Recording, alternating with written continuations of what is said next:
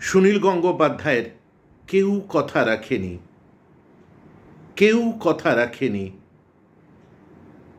৩৩ বছর কাটল, কেউ কথা রাখেনি।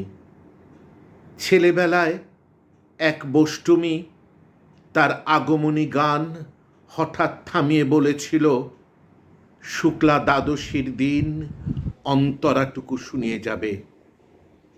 তারপর কত চন্দ্রভুক অমাবস্যা চলে গেল, কিন্তু সেই বষ্টমী আর এলো না। ২৫ বছর প্রতীক্ষায় আছি। মামাবাড়ির মাঝি নাদের আলী বলেছিল, বড় হও দাদা ঠাকুর, তোমায় আমি ৩ প্রহরের বিল দেখাতে নিয়ে যাব। সেখানে পদ্ম ফুলের মাথায় সাপ আর ভ্রমর খেলা করে। নাদের আলী, আমি আর কত বড় হব? আমার মাথায় ঘরের ছাদ ফুঁড়ে আকাশ স্পর্শ করলে তারপর তুমি আমায় ৩ প্রহরের বিল দেখাবে। একটাও রয়্যাল গুলি কিনতে পারিনি কখনো। লাঠি লজেন্স দেখিয়ে দেখিয়ে চুষেছে লস্কর বাড়ির ছেলেরা। ভিখারির মতন চৌধুরীদের গেটে দাঁড়িয়ে দেখেছি ভিতরে রাস উৎসব।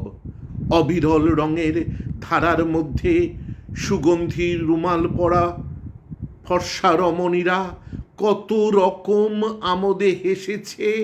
আমার দিকে তারা ফিরেও চায়নি।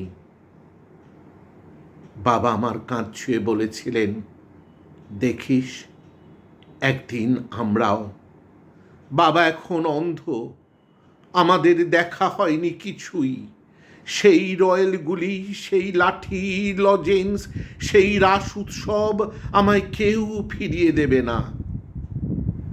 বুকের মধ্যে সুগন্ধি রুমাল রেখে বরুণা বলেছিল, যেদিন আমায় সত্যিকারের ভালোবাসবে আমার বুকেও সেরকম আতরের গন্ধ হবে। ভালোবাসার জন্য আমি হাতের মুঠোয় প্রাণ নিয়েছি, দুরন্ত ষাঁড়ের চোখে বেঁধেছি লাল কাপড়। বিশ্ব সংসার তন্ন তন্ন করে খুঁজে এনেছি ১০৮টা নীল পদ্ম।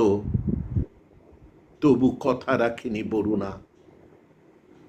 এখন তার বুকে শুধুই মাংসের গন্ধ। এখনো সে যে কোনো নারী। কেউ কথা রাখেনি। ৩৩ বছর কাটল, কেউ কথা রাখে না, কেউ কথা রাখে না। ধন্যবাদ।